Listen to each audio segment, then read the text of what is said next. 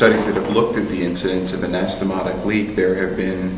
56 definitions noted in 97 different studies, because when we think about a leak, we think about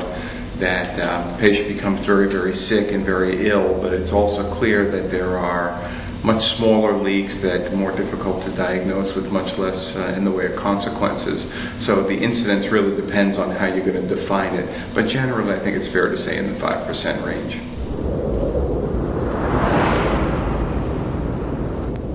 We define it very broadly in terms of not only people who become very, very sick, but people who, for example,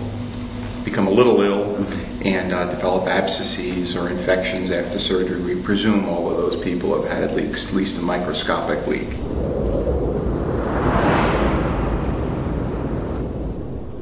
And I would divide that into the early leaks and the late leaks. The early leaks, which are the dramatic ones, virtually always need reoperation, and depending on the condition of the patient and the location of the hookup, you can either do it again,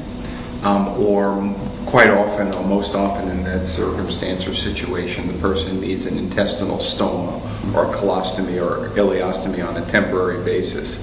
The late leaks, in which the patients are not ill and they just seem to simmer along, in this day and age, most of them can be managed non-operatively with intravenous antibiotics and X-ray guided drainage.